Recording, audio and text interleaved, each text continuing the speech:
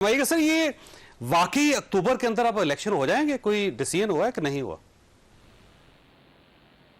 नहीं, ये डिसीजन तो ऑलरेडी आइन में मौजूद है कि अगस्त 13 या 16 को असम्बली अपनी मुद्दत जो है वो पूरी करके डिज़ोल्व हो जाएंगी और उसके बाद केयर टेकर सेटअप आएगा। केयर टेकर सेटअप अगले 60 या 90 दिन में इलेक्शन करवाएगा। इसके ऊपर तो किसी फैसले की ज़रूरत नहीं है।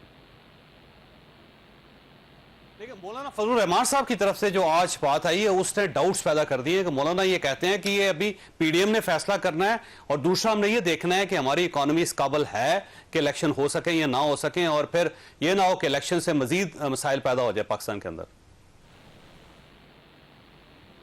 नहीं, मेरा ख्याल है, मेरी एक सियासी कारकुन के तौर पे ज़ाती राय है। बाकी फैसला तो पीडीएम का जो सरबराही इजलास है उसमें बैठ के सबकी जो है वो आरा के मुताबिक ही होगी। लेकिन मेरा ये ख्याल है कि बर वक्त इलेक्शन का होना जो है वो इस मुल्क की मौशियत को भी इस्तेहकाम देगा और बाकी मसाइल को हल करने में भी जो है वो मददगार साबित होगा। जिस तरह से हम ये समझते थे कि वक्त से पहले इलेक्शन होना और तमाम असम्बलियों का एक दिन एक ही वक्त में इलेक्शन ना होना मुल्क के लिए जो है वो कई मसाइल पैदा कर देगा और कई गुत्थियां जो है उलझा देगा। उसी तरह से मेरी ये राय है कि बर वक्त इलेक्शन का ना होना जो है वो भी जो है वो मसाइल पैदा करेगा।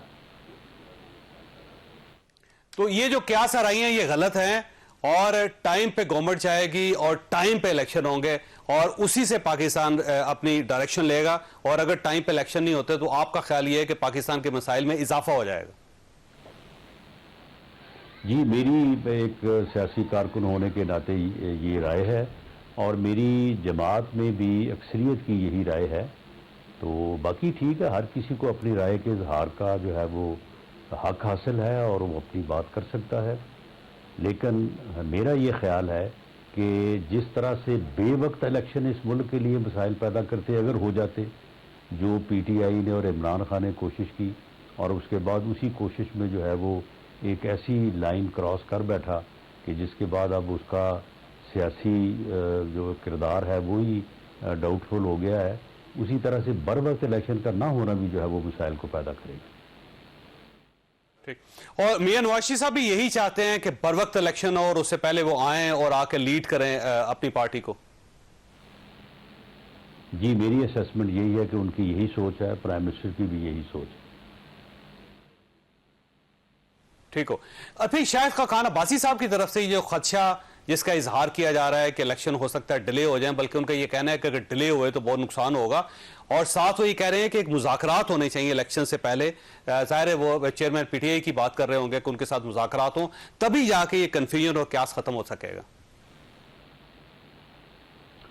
मैं शाहिद खान अब्बासी साहब की इस बात से तो मुतफिक हूँ कि बर वक्त इलेक्शन का ना होना जो है वो नुकसानदेह होगा। जहाँ तक मुज़ाकरात की उन्होंने बात की है, देखें, इलेक्शन से पहले पार्टियां आपस में मुज़ाकरात क्यों करेंगी? हर किसी ने दूसरे से मुकाबला करना है। तो ये मुज़ाकरात जो हैं इलेक्शन फ्री हों, फेयर हों, ऐसे हों कि उनके रिज़ल्ट को हर कोई तस्लीम करे।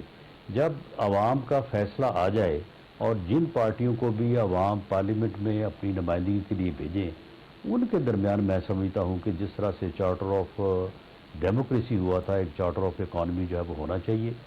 और ये बात भी मैं याद दिलाता चलूँ कि इस मरतबा भी 2018 में भले ये इलेक्शन जैसा भी था और उसके ऊपर हमें तहफ़्फ़ुज़ात थे, तो उस वक्त भी हमारी पार्टी के सदर और उस वक्त लीडर ऑफ द अपोजिशन मियां शहबाज शरीफ साहब ने बहुत दो टोक अंदाज में ये उठ के वहाँ पे गालबन ये पहले या दूसरे दिन की जब प्राइम मिनिस्टर का इलेक्शन हुआ तो मियां साहब ने कहा था कि जी मुल्क के मुआशी हालात ऐसे हैं कि इनको कोई एक पार्टी जो है वो बेहतर तौर पे इनको हल नहीं कर सकती, तो इसलिए आप हमारे साथ बैठें और चार्टर ऑफ इकॉनमी किया जाए। बिलावल भुट्टो जरदारी साहब ने कहा कि इमरान खान कदम बढ़ाओ, हम तुम्हारे साथ हैं। आगे से इमरान खान साहब उठे और उन्होंने गालियाँ देनी शुरू कर दी। उन्होंने कहा तुम तो चोर हो, डाकू हो, तुम एनओडे लेना चाहते हो मेरे मुझसे ये मुज़ाकरात की बात करके। मैं तो तुम्हें देखना नहीं चाहता, मैं तो तुम्हारा सफाया करके दम लूँगा। तो उसके बाद फिर जो हुआ वो तारीख का हिस्सा है। تو اس لیے وہ ایک وقت تھا، اس وقت مذاکرات ہونے ٹھیک چاہیے تھے، اب بھی وہ وقت آئے گا، اس وقت مذاکرات جو ہے ضرور ہونے چاہیے۔ میں اس بات سے متفق ہوں جو شاہد خاقان عباسی صاحب نے کہا ہے کہ یہ مسائل جو ہیں یہ اتنے بڑھ چکے ہیں، بلکہ اس سے پہلے بھی اتنے ہی بڑے ہوئے تھے کہ ان کو جب تک بیٹھ کے کسی نتیجے پہ سب نہیں پہنچیں گے تو اس وقت تک ان کو حل کرنا آسان نہیں ہوگا۔ تو آپ کا خیال یہ کہ چارٹر آف اکانومی الیکشن سے پہلے ہونا چاہیے یا پھر الیکشن کے بعد ہونا چاہیے، اور چارٹر آف اکانومی ضروری ہے پاکستان کے اندر اس وقت؟ چارٹر آف اکانومی ضروری ہے، لیکن میری رائے یہ ہے کہ یہ چارٹر آف اکانومی الیکشن کے بعد ہی ہو سکتا ہے۔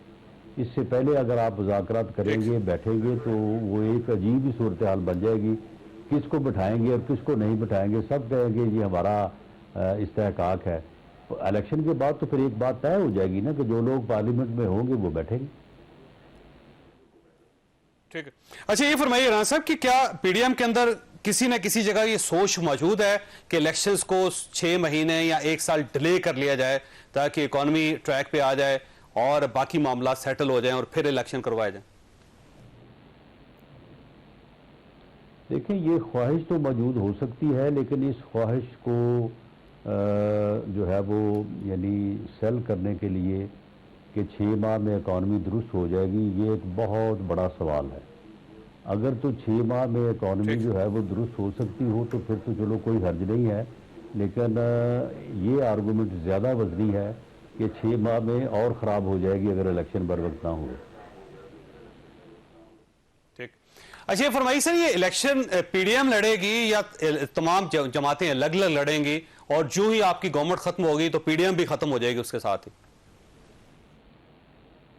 جی تمام جماعتیں اپنا اپنا الیکشن لڑیں گی، پی ڈی ایم جو ہے وہ الیکشن اتحاد نہیں ہے، اس میں کبھی بھی الیکشن اتحاد کی بات نہیں ہوئی۔ ہاں کوئی اکا دکا کسی جگہ پہ کوئی سیٹ ایڈجسٹمنٹ ہو سکتی ہے کہ کسی جگہ ہم اگر جیت نہیں سکتے لیکن جیتنے کی پوزیشن میں ہے، اور کسی جگہ کوئی اور جو ہے وہ خود تو نہیں جیت سکتا لیکن ہمیں جتانے کی پوزیشن میں ہے، تو یہ اس طرح کی جو ہے وہ صورتحال ہو سکتی ہے، لیکن کوئی الیکشن الائنس نہیں ہے پی ڈی ایم۔